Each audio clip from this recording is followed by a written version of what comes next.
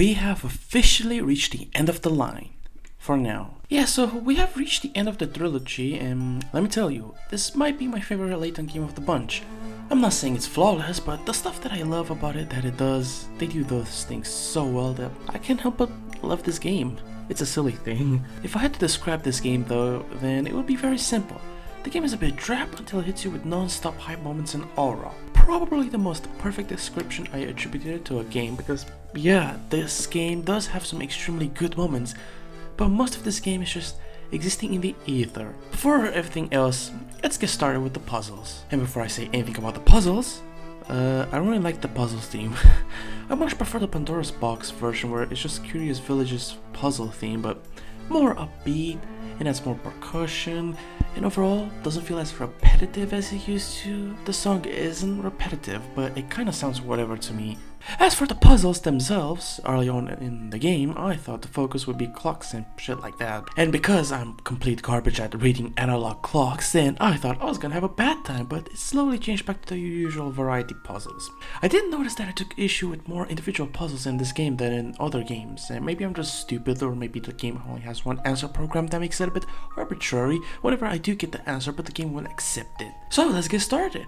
Puzzle 12 feels a bit bullshit since I didn't know I could rotate the cards themselves. Puzzle 149 is so silly, like if you fail this then the game tells you to look a bit further away. So I did that, and I still didn't get it. Turns out I just had to rotate my head 90 degrees to see the solution, and even then it's not really that obvious. Puzzle 39 is so blatantly easy that I would be shocked if someone didn't get this right. Puzzle 41 is barely even a puzzle to me as much as it is just a complete guessing game. I'm sorry dude, but no one does this. Why are you complicating your life for no reason? And you know what? I'm gonna just say it. After 3 games of experiencing these kinds of puzzles, I hate these. I don't get them. They're not particularly fun to figure out, and I'd rather do something else besides make a cut and figure out if it's the right thing. Oh, you know which kinds of puzzles I'm talking about. I'm talking about those ones where you have to cut through like a piece of material. I don't like them. Puzzle 46 makes me kill myself because what about this puzzle can indicate that the correct answer is A. He made a heart out of the magazine he was holding. After I finished the puzzle, yeah, it's just a complete guessing game. Fuck this puzzle. I also don't get puzzle 50. Like, yeah, no shit, the hospitals where injured people are. Where the fuck else will they be? The puzzle literally says that because of crime being more freaking obviously there's more accidents and that shit can happen anywhere. I'm willing to admit that this might just be me not getting it because, you know, I'm stupid. Puzzle 55 is straight up bad. I shit you not, I did this puzzle, fulfilled the requirements, and it still said I failed. But when I did it exactly the way they wanted me to do it, then it counted as correct. Sure. Puzzle 82 is just uninspired at this point in the game when it comes to solutions because I already encountered plenty of puzzles where the answer is if you flip it upside down, then you get what you want. And while I did fail it in my first try, my second try was me predicting this was the reasoning, and I have never felt this disappointed in myself in a while. Puzzle 139 is actually brain dead.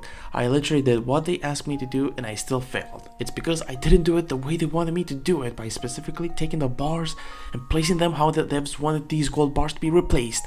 This is extremely stupid. And one final thing about puzzles is that they kept insisting about the puzzle room more in this game than the other ones. Like, bro, shut the fuck up. What's worse is that the game actually deadass stops you from progressing until you check this godforsaken room. It was literally a waste of time for me because there were no puzzles for me to do because I haven't missed any. So yeah, the puzzles in this game range from frustrating to pretty damn fun. There are some special puzzles that are more or less fun minigames. The puzzles that Future Look gives us to solve in a battle of wits, trying to find out where are the bumps in this diagram that Stun Gun gave you. Hell, how about this minigame when we confront evil Layton for the first time? Like, that's pretty cool. But besides that, what about the rest of the game? Well, the game is all about time travel. Professor Layton and Luke travel 10 years into London's future because the future Luke from 10 years further sent them a letter. I mean, the main theme is time travel. The game even opens up with an accident that showcases a failed experiment about time travel. I love how wildly different London looks like 10 years into the future because it kind of makes this a bit unbelievable.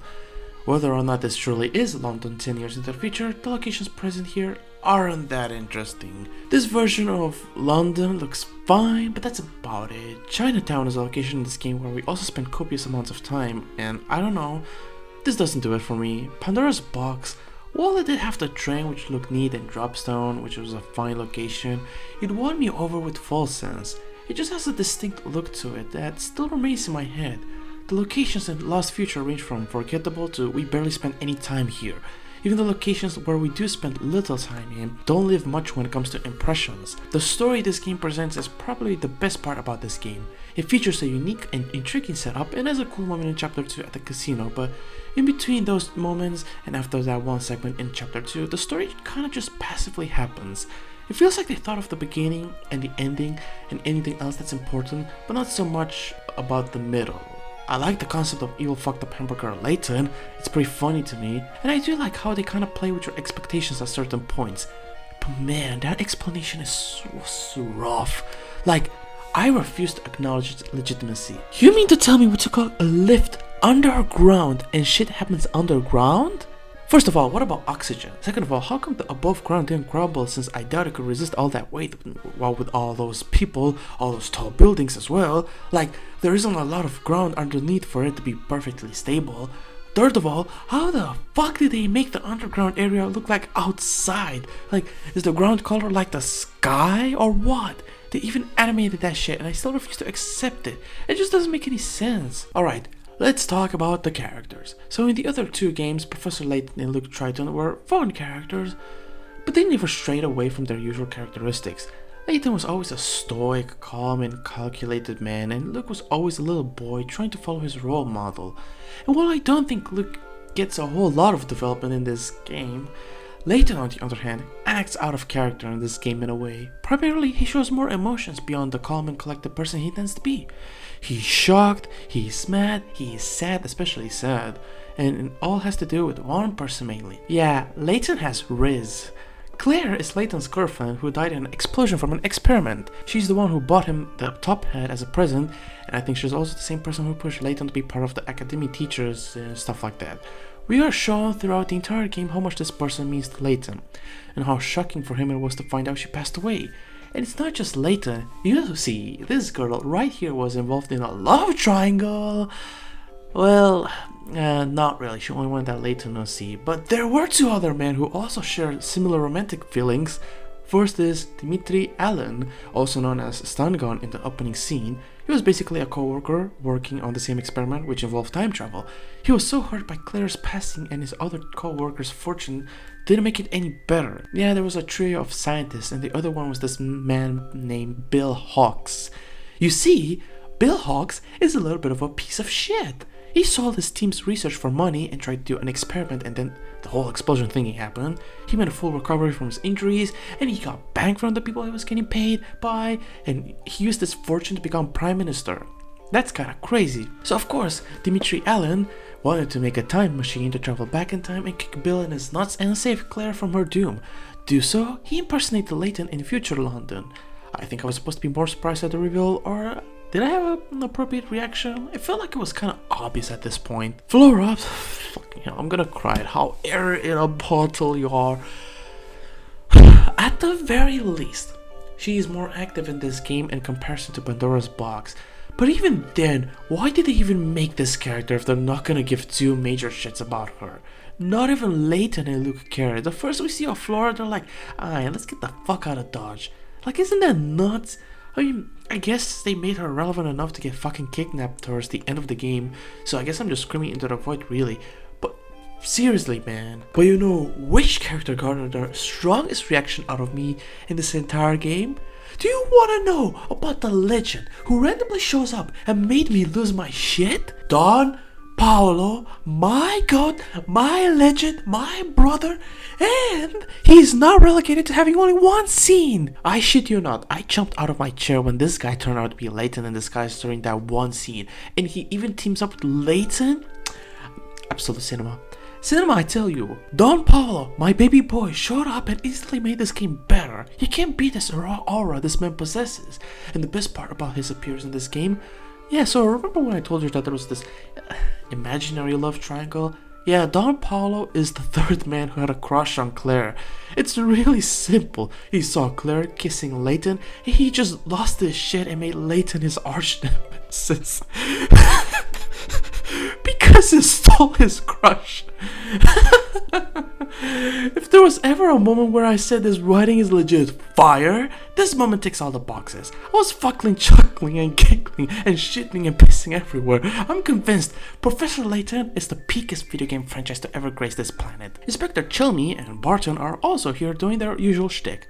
Nothing more and nothing less, really. I guess Barton has more lines of dialogue in this game compared to Pandora's box, so good job with that one. I think that's all of them, with the exception of one person. I haven't actually acknowledged future Luke a lot of times in this video, because he's the big bad guy. Meet Clive. Who? No, seriously, that was my exact reaction when Layton ushered that name so casually, like, who the fuck is Clive? I can't believe I'm doing this, but I never thought Layton games would have a problem with, I don't know, at least foreshadowing big villains. Like, I think they did a good enough job with Don Paulo in Curious Village. Anton in Pandora's Box was cool, even if he wasn't that much of a villain. His presence was filled, basically. But in Lost Future, Clive kinda just comes out of nowhere. I don't remember noticing any hints towards this guy's existence before this. I both like and dislike Clive. I think I already explained why I dislike him. So the reason why I like Clive is because he's a psychopath. This dude built an entire war fortress just so he could get revenge on Dimitri and Bill. But actually, sorry, I was speaking nonsense. Let me translate that for you. Yeah, fuck London. Let's just eradicate London. Yeah. So remember that explosion accident? It didn't just kill Claire, it also killed like a couple of other innocent people, including this guy's parents, and this is his idea of revenge. I think he killed like hundreds of people already. That's insane. I do understand that he was a victim of a political agenda in the name of progress, like Layton puts, but at the same time his actions are beyond inexcusable. That man owes prison his life. But you know what's extra ass about this entire charade? Like, yeah, Bill is more or less the guy who went with the experiment and caused all of this to happen, and yet he doesn't get his comeuppance? Not even a slap on his wrist? Just a snarky comment from Inspector Chelmy and that's it? So what? He goes back to his normal corrupt life? Like, did they forget to write a scene where this man gets punched in the face or something? A bit ridiculous. Too ridiculous for me. Oh yeah, I forgot to mention Celeste. She is Claire's younger sister, but actually she isn't. She's actually Claire, but 10 years into the future, aka now. Wait, what the fuck? You just said that time travel is a no-no, and now you're telling me that time travel is legit? What are the rules, damn it? Huh, time travel? No, of course not. That would be crazy. It's obviously the more logical solution, which is that this one guy solo engineered an entire underground city to look like a future setting of the one above it. Also, at the very end, fuck you, time travel did happen. I don't understand what the limitations of this setting are. It's like straight up impossible to piece together this mystery on your own, so you choose, because what are my parameters here? Despite all of that, I will say this. It does not detract from the tearjerker ending this game has. I'll admit, I shed a tear during this moment. It's just a really good scene for Layton to do some introspection, and he even takes off his top hat for a moment. This game truly was Layton at his most vulnerable, and I'm really glad that we got to witness this. Before I end this video, I want to quickly mention the minigames, mostly I forgot to write about them when I finished the script. They're fine. I like the toy car. The parrot delivery minigame is just ass. Like, what sense does any of this make? And the storybook minigames, where you need to take stickers and insert them in the correct slots, is charming, but pretty bare bones. That's about it. So, overall, despite being a few hiccups here and there, I gotta say, this might be my favorite game so far. Huh. Well then, what a series. That was such a satisfying conclusion to this narrative that I can't see how they could continue from here. Fuck it, let's go back to the past. So yeah, this trilogy was actually the main trilogy, the trilogy where the timeline is currently at, because after this game there is another trilogy of games, except instead of continuing the main trilogy story-wise, they are prequels. Okay, sure, I'll check them out, although prequels are a bit tricky in terms of everything, so we'll see how they approach this in the next game. Professor Layton and the Lost Future is a great game with a couple of shortcomings that ultimately don't really push this game down for me. Really, despite the story being a bit slow and kind of boring for a while, I think the story really made this game my favorite. Yes, I like my hype moments and aura shit, how about them apples? And with that out of the way, that's the end of Professor Layton for now. Stay tuned for when I'll get around to covering Ace Attorney Trials and Tribulations. I bet that one will be a doozy, but hopefully the game will still be good. And hopefully I won't encounter a lot of logical leaps. With that being said, thank you for watching.